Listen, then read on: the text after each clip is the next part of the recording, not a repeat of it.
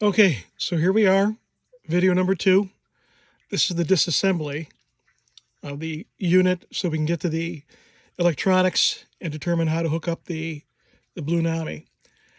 I believe the screws to remove to get the shell off, you got one screw here, another screw over here, two over here, this one and this one. From what I've heard, I don't think we need to worry about taking off the gas tank. Then there's two more here. And then two in the front. This one and this one. We may have to take off these screws here that hold on the porch and the cab. Same thing on this side. There's a couple, one here and one here. So that's what I'm going to take a look at now. And also just to let you know, I did go in and I've bent the railings on both sides of the cab to get and cut off the extra wire to get these to hook in. So that now works okay. So the next sequence here will be taking this, the running gear off and flipping it over and getting the cab, or getting the shell and the cab off. And we'll be back in a minute. So just as a follow-up, you will have to remove these 4 screws, 2 on this side and 2 on the other side, that hold the cab onto the base here. So remove those, and the other 2, 4, 6, 8 screws, and the shell should come right off. So here's the unit opened up. Pretty basic from what I can see, and luckily everything is labeled that I need to be concerned with. And obviously, you know, this right here, this is the ESU dummy plug. All right, and you can see that it's a headed, it's got a bunch of header pins in here for the ESU decoder, which, you know, looking online at Tony's Trains, he advertises them but does not have any in stock. So that's the reason why I also bought the Soundtrax Blunami. So when you look here, it, you know, everything is pretty much labeled. You've got the rear light, you know, going back here. Yep, good. I can cut into that, no problem. Here's the back motor leads, and they're nicely wired in with wire nuts. So disconnect them and just wire those into the Blunami board. Here are the rail pickups. Here, same thing. I can just undo those wire nuts and get the right, or the right and the left from both sides here wired in as well. And then here's the rail, or excuse me, the motor pickup, motor wires for the front trucks. So I've got that.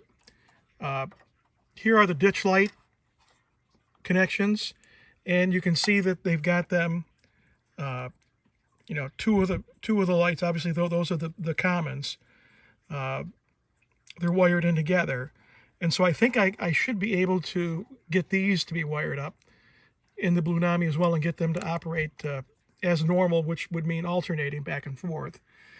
The headlight connection, just a tad more complicated.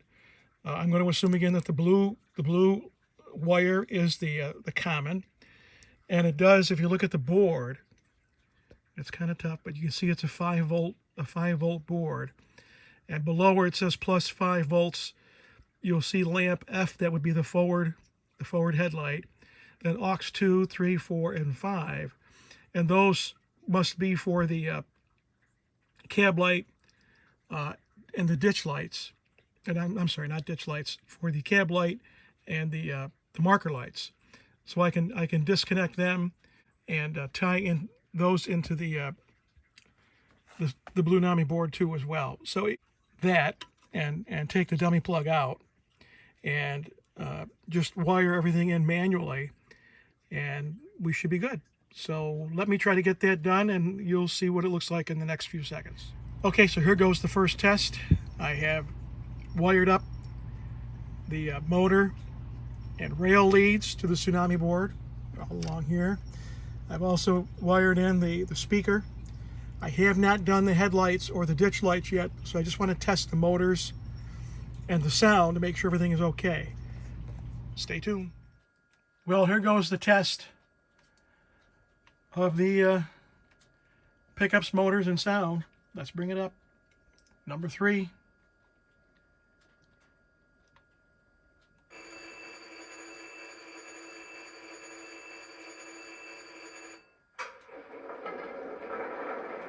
Yep, so far so good. Let's put it in reverse motion.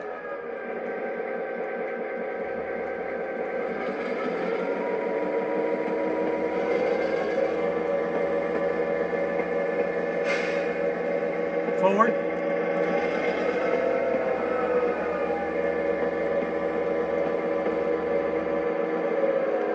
Bell.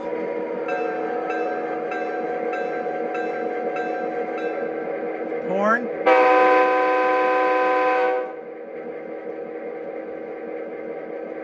Sounds good. Now looking at the inside, let me mute this. Looking at the inside of the locomotive, I'm not going to really be able to get to that cab light to change that out, or the beacon on top. It would mean disassembling everything, and I don't feel like doing that. So I'm probably going to leave the lights the way they are. I'll hook up the ditch lights so that I can try to get them to alternately flash. So let me get at those next, and we'll see how it looks. Stay tuned.